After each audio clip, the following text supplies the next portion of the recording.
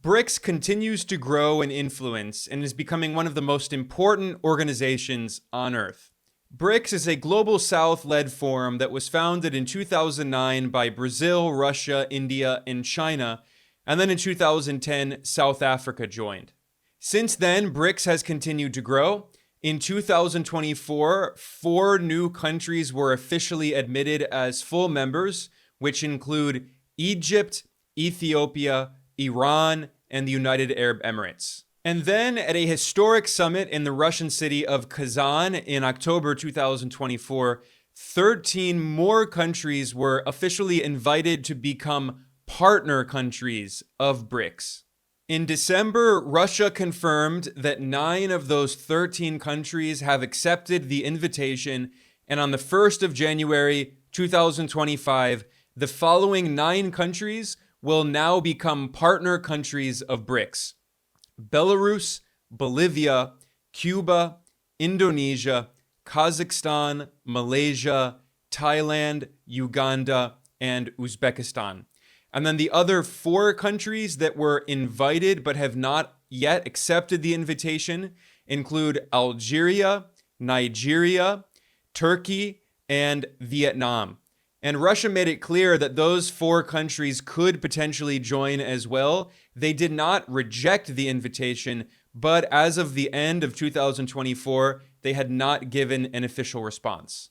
So I made a map that shows the composition of BRICS as of the 1st of January 2025.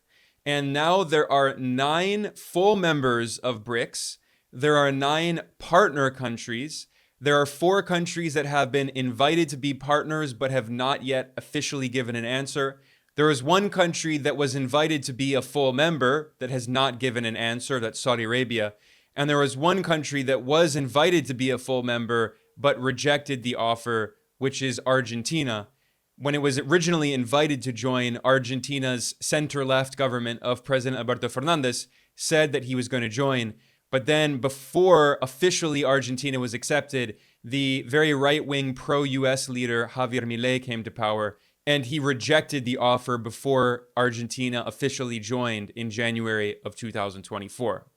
So what's noteworthy, as you can see on the map, is that BRICS is very powerful in Asia, and it's growing as well in Africa. There are 4 countries that are now part of BRICS officially, and there are 2 more that may be part of BRICS in the near future, Algeria and Nigeria. And Nigeria is the most populous country in Africa. Algeria has the largest landmass in Africa. Over in Latin America, there are now 3 countries in BRICS, including the largest and most populous country in the region, Brazil, with the biggest economy, also including Bolivia and Cuba. Of course, Cuba is a country that has been suffocated for over 60 years by an illegal U.S. blockade. The U.S. has tried to destroy the Cuban economy ever since the revolution in 1959. But Cuba has always been very important in global South movements fighting against colonialism and imperialism. Cuba was part of the non-aligned movement during the first Cold War, and today Cuba has still played a very important role in encouraging unity across the global South. This means that BRICS now has 18 members and partners, and together they represent more than 41% of the global economy when GDP is measured at purchasing power parity, and they represent roughly half of the entire world population. As I'll show later in this analysis today, BRICS also represents more than 1/3 of global oil production, and BRICS countries are very important in global commodity markets, making up some of the largest producers of crucial minerals like nickel and copper and iron ore. And BRICS countries produce huge amounts of food, especially cereals and meat, which are needed to feed the world population. So it's not just that they represent more than 2/5 of the global economy and roughly half the world population. They also are commodity powerhouses, agriculture powerhouses, and energy powerhouses. So BRICS cannot be ignored. The global South is coming together, trying to form some kind of organization for economic cooperation as the global South grows in economic influence. So what does BRICS partner status mean? It means that a country is now part of BRICS and is on the path to becoming a full member in the near future. This is similar to the process that is used by the Shanghai Cooperation Organization, and many members of BRICS are already members of the SCO. The SCO is more of a security-oriented organization, whereas BRICS is more focused on economic cooperation and especially de-dollarization, creating alternatives to the US-dominated global financial system, which is based on the US dollar. At the 2024 summit in Russia, BRICS officially endorsed a comprehensive plan to transform the international monetary and financial system. I published a video and an article summarizing that report, explaining BRICS's proposal. I will link to that in the description below. But the point is that BRICS is creating alternative financial mechanisms to de-dollarize, so countries that are part of BRICS can trade together using their local currency, so they don't need the dollar. And they're also trying to create new platforms for investments in other currencies to create reserve assets, so central banks in BRICS countries can hold other assets, not just US dollars and US Treasury securities. They're also trying to create an alternative to the SWIFT interbank messaging system, which the US has weaponized in order to impose sanctions on countries, cutting out banks in countries like Russia. So BRICS is going to create alternative mechanisms so countries can process payments between banks.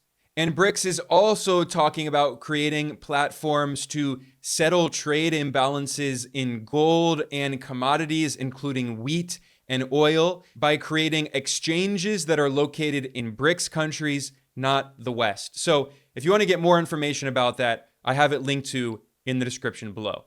But now I want to go through some of the statistics showing how BRICS is becoming more and more influential in the world. So now that BRICS has 9 full members and 9 partner countries, together it represents roughly half of the global population. There are a little over 8 billion people in the world, and BRICS now has 4 billion people among its members and partners. So if you look at a list of the 20 most populous countries on Earth, 9 of those 20 are now part of BRICS. Of course, India and China are founding members of BRICS. India is the most populous. China is the second most populous. Together, they have more than 2.8 billion people. Indonesia, which is now a BRICS partner, is the 4th most populous country after the United States. So when you combine India, China, and Indonesia, they together represent more than 3 billion people. And then add in Brazil, which is the 7th most populous country. Then Russia is the 9th most populous country. And Ethiopia is the 10th most populous country. So 6 of the 10 most populous countries are now part of BRICS. And then you also have other very big countries like Egypt, Iran, and Thailand, which are also in the top 20 and are now part of BRICS. What about the global economy? Well, the original 5 BRICS members together represent more than 30% of world GDP measured at purchasing power parity, which accounts for what you can actually buy with the currency. So not just looking at market exchange rates, which especially at a time right now when the US dollar is very overvalued, it makes the US economy look bigger than it actually is. And it makes other countries where their currencies have fallen against the dollar look smaller than they actually are. So when you measure at purchasing power parity, you can see that the BRICS 5, the original members, now have a larger share of the world economy than the G7, which is the group of 7 colonialist countries that colonized most of the world. That is North America, Europe, and Japan.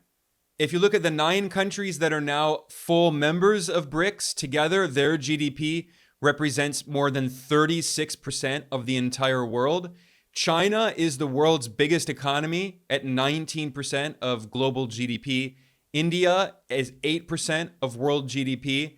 And other very big economies in BRICS include Russia at over 3.5%, Brazil at over 2.4%.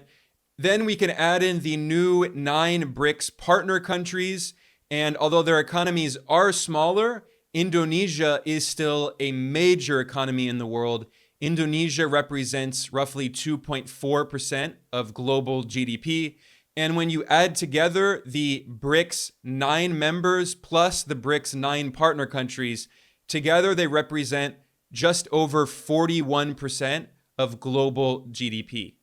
However, with all of that said, I should point out that GDP is not the best measurement. What is GDP? Gross domestic product. It's a measurement of the value of all of the goods and services produced in a country in 1 year. However, if you look at a country like the United States, its economy looks like it's very strong, very powerful. But when you break down the composition of GDP, you can see that in reality, manufacturing, the actual production of tangible products that people need for our lives, is just over 10% of US GDP. However, 21% of US GDP comes from the FIRE sector, that is finance, insurance, and real estate. So when banks and realtors and brokers charge more fees, GDP goes up. Or 13% of US GDP consists of professional and business services, including things like white-collar workers such as lawyers and managers. So when US attorneys charge more fees, US GDP goes up. Another example is healthcare. Healthcare represents 18% of US GDP. However, the US health system is notoriously bad. It has some of the worst public health results in the industrialized world, and yet the US spends roughly twice as much on healthcare as a percentage of GDP compared to the other advanced economies in the OECD. Moreover, 8% of US GDP consists of something called imputed rent to owner-occupied housing. What does that mean? It means this is how much an owner of a house in the US would hypothetically pay to rent the house that they own and live in. So in other words, 8% of US GDP is imaginary. It doesn't exist. This is an example of how GDP can be sometimes useful, but it can also obscure. And at the end of the day, it doesn't actually show how productive your economy is if it can actually manufacture things that make people's lives better. And when you break down the sectors that make up GDP, you can see that a huge part of US GDP is overhead. It's corporate bureaucracy. It's fees and red tape and insurance, and you cannot eat that part of GDP. So a more useful measurement can be food production. Let's look at the share of BRICS countries in global food production. I'm looking here at data from the UN Food and Agriculture Organization, and it shows the main primary crops produced in the world, which together represent over half of all global agricultural production. In order of size, these are sugarcane, maize or corn, rice, wheat, palm oil, and potatoes. So let's look one by one.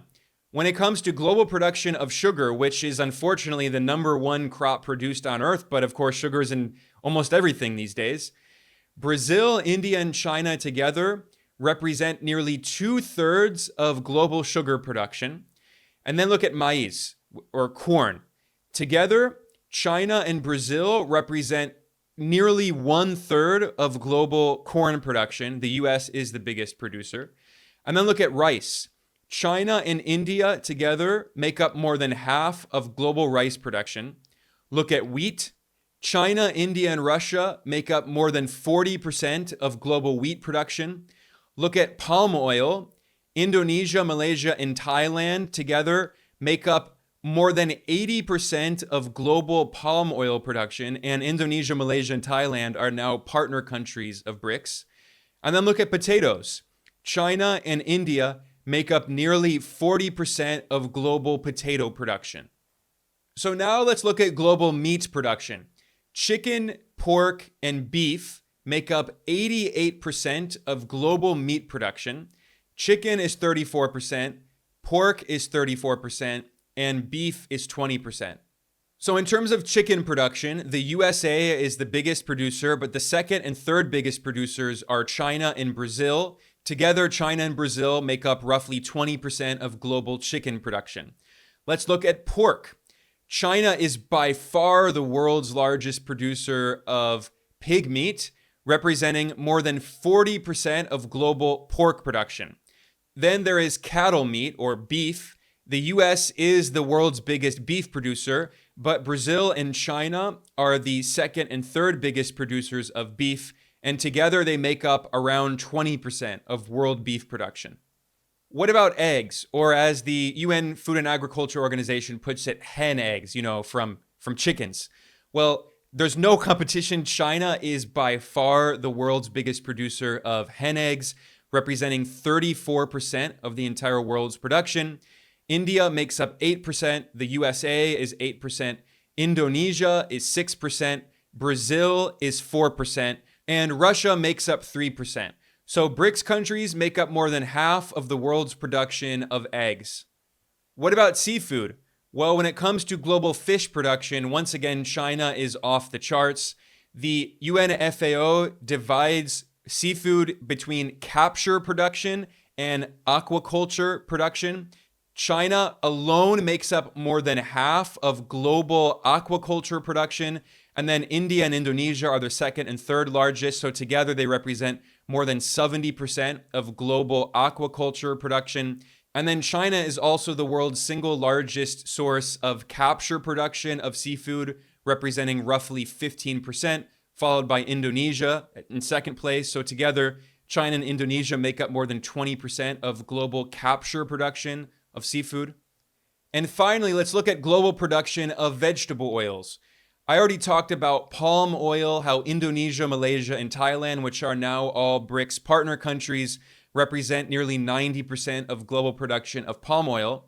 There's also soy oil. China and Brazil are the first and third largest producers, respectively, making up around half of global soybean oil production.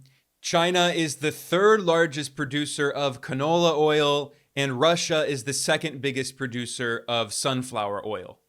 So what's the message that I'm really trying to hit home here? That yes, BRICS makes up now more than 41% of world GDP, but when you look at sector by sector, BRICS is even more important because it makes food for the entire world.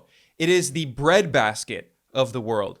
And then we can also look at energy. And here we can see how BRICS once again punches above its weight as a very important organization in terms of energy production. If you look at a list of the top 10 oil producers on Earth, half of those countries are in BRICS. The third largest producer of oil, Russia. The fourth largest producer of oil is China. The seventh largest producer is Iran. The eighth biggest producer is the UAE. And the ninth biggest is Brazil. Those 5 countries are all full members of BRICS now. Then if you look at global production of natural gas, once again, you can see how powerful BRICS is. The second biggest producer of gas is Russia.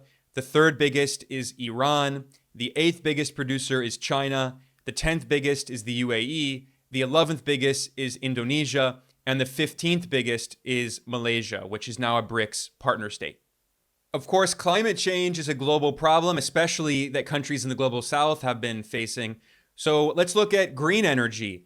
And here there's just no comparison. China is off the charts when it comes to investment in and installation of renewable energy.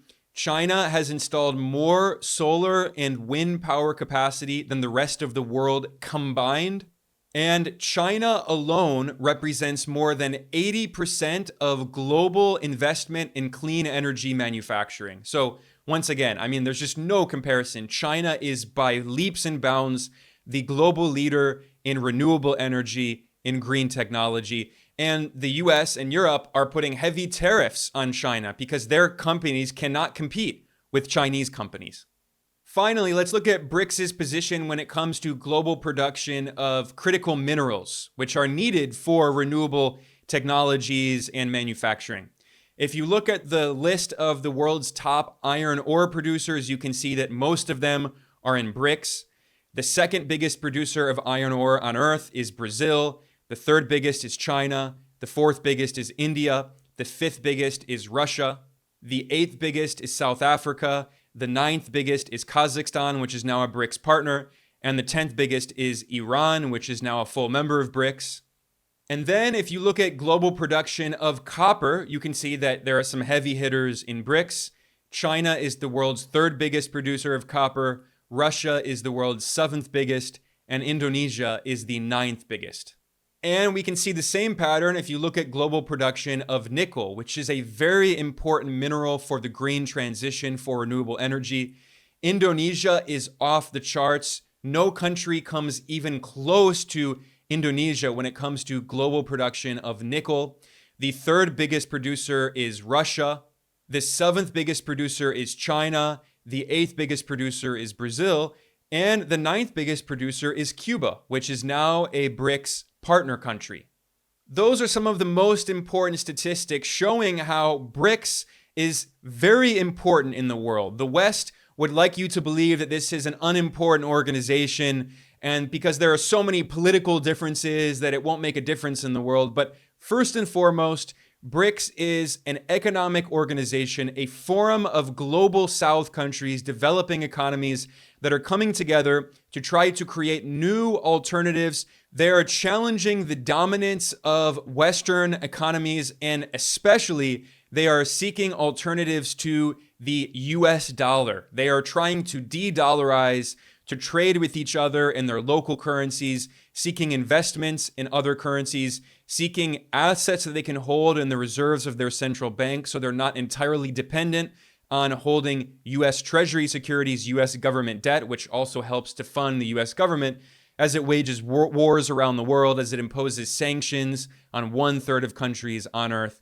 As I mentioned earlier, in 2024, BRICS held a historic summit in Russia in which they endorsed a blueprint that calls for transforming the international monetary and financial system. I have a separate video and article that I published summarizing BRICS's plan. I have linked to that in the description below. If you like the reporting that we do here at Geopolitical Economy Report, please like and subscribe. Please share this. I am Ben Norton, the editor-in-chief of Geopolitical Economy Report.